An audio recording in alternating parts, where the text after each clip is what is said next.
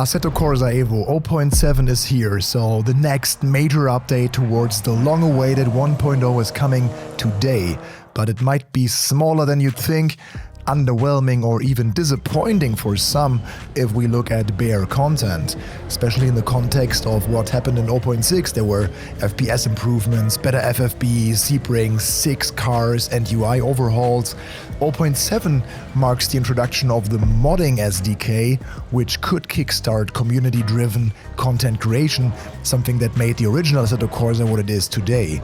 A new take on safety rating for online racing is also part of this new update, another element that could be defining for online sim racing and AC EVO's future. And hey, we finally got some particle effects, but this time we get only 4 new cars, 3 of which we already got in ACC. And also no new track this time, no more AI improvements, no sign of the I will open world yet either. A large part of the single-player crowd could probably skip this one, but let's see what the status of AC EVO is like in June of 2026.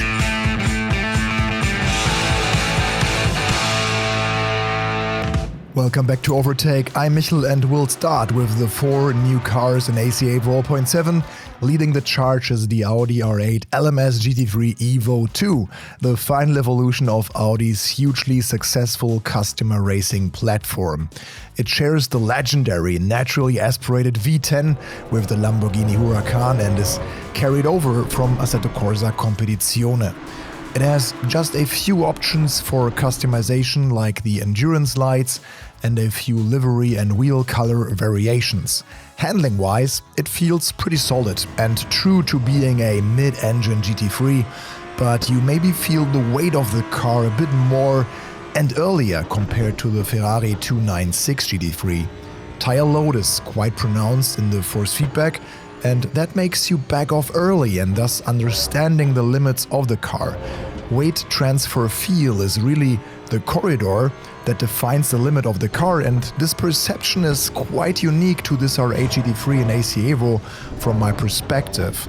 Let me know how you feel about this in the comments. Would be interesting to know if I'm not alone. On the way to the comment section, it's always a good move to like this video and subscribe to our channel.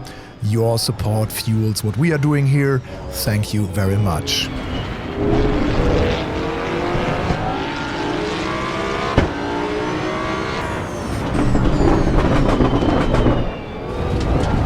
The V10 sounds quite organic, especially in exterior cameras.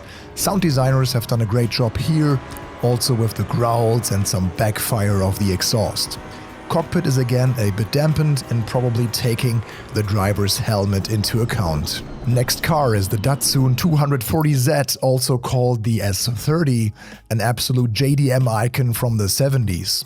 It's not only the first Nissan in AC EVO, but comes in 2 variants, the standard 240Z with 153 HP and a tasteful G-nose tune that has its 2.4-liter inline-6 bumped up to 2.8 liters with 197 HP with a body kit and upgraded wheel and tire combo included. It's an old-school FR car with a great balance, but the short gear ratio is clearly aimed towards street driving or short handling courses. It has only 5 gears and 3, 4, 5 have quite tight connections, so you will reach your 220 kph top speed quickly. The performance of the car is still impressive if you consider it's over 50 years old. I see why good examples sell for crazy money.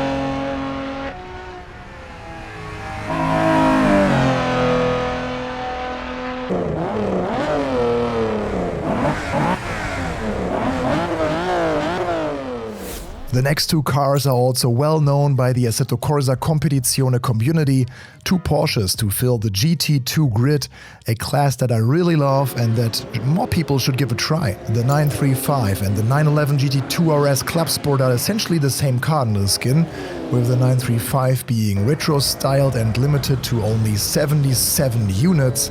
It is the flat 6 formula with a turbocharger on top, producing 700 HP with a little bit less aero than a GT3 car.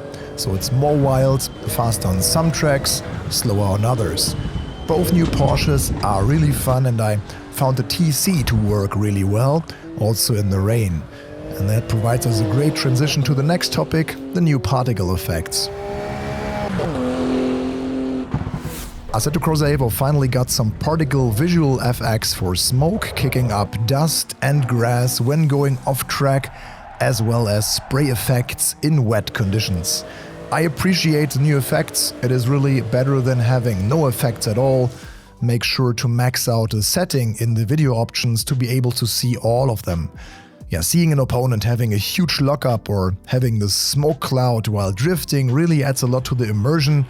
I wonder though if Kunos will fix the effects going through the floor and interior of the car every time. I did not measure a big performance impact of the new effects, by the way, which is a positive. Let us know what you think about the new effects. Modding has always been a major part of Assetto Corsa's success story, helping the original title remain relevant more than a decade after release, with the likes of Content Manager and, in part, the huge volumes of mods we have on our website overtake.gg. With the introduction of the SDK App, Kunos is finally laying the foundations for a similar ecosystem in EVO. At launch, the toolset is focused exclusively on vehicle creation, allowing technically minded users to build and import custom cars into the simulator for use in single-player modes. The development pipeline reportedly mirrors many of the same technologies and workflows used internally by Kunos themselves. While multiplayer support for custom vehicles is planned for a future update, the first SDK release is very much a starting point. Track modding and custom liveries are also on the roadmap, with Kunos describing the SDK as the beginning of a long-term vision for a more open and expandable platform. For a community that has spent years creating everything from historic Formula cars to entirely fictional racing series, this will likely be the most exciting part of the update for a huge number of OG Assetto Corsa fans. I wonder what the first car mod will look like. Will the dinosaur make a return? Kunos has also introduced EVO SR, a new safety rating system for the daily racing portal that takes a slightly different approach to online etiquette than its major competitors. Unlike many existing systems that primarily reward drivers for simply avoiding incidents, the newly named EVO SR is designed to encourage close, clean racing. Drivers earn rating points by running in close proximity to competitors without making contact, but just surviving at the back of the pack will gain you little to no SR. The system uses in-game impact data to determine responsibility for contact, with penalties scaling according to the severity of an incident. That sounds quite familiar to other systems, I have to admit, but the fine-tuning and outcome is the deciding factor here. I will certainly try this out in the upcoming days and maybe put up a few live streams again. I wonder if they will still keep the crashy vote system that they had in place so far, where you could apply up to 3 clean or crashy votes to other drivers of your finished session. Anyway, I think AC EVO's goal should be to run all of the ranked racing in-game, with this external website just being an extra. It would be more approachable and user-friendly. But the online racing can be really good already. AC EVO is also part of our racing club on overtake.gg since a few weeks. To join that, check out the first link in the video description and become premium member and supporter for just €1 a month. You can become a premium member on our website overtake.gg. Premium members enjoy extra benefits such as an ad-free browsing experience, special community deals, discounts, and Overtake Turbo, which provides setups, coaching, and 1 free esports setup per month powered by Track Titan. Another cool feature are community reviews, so you can have a chance to contribute and share your opinion on not yet released hardware or games. Join as a premium member on overtake.gg for just €1 a month. And that's pretty much it for 0.7 of AC EVO. 4 new cars, modding SDK Part 1, particle effects, SR system.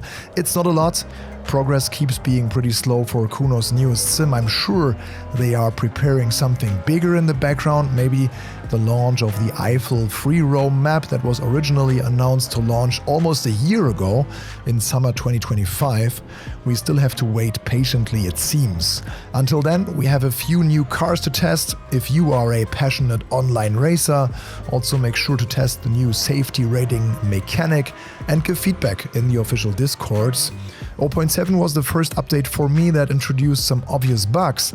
Connor and I had the game crashing when customizing cars, and the camera and location of the car in showrooms sometimes did not align. Yeah, hopefully easy fixes, but also makes it feel a bit less solid, unfortunately. Thank you for watching. Enjoy the racing and driving. I will link you yesterday's live stream here, where René reacted to the announcement of a new open-world racing game called Clutch by previous Codemasters and Forza Horizon developers.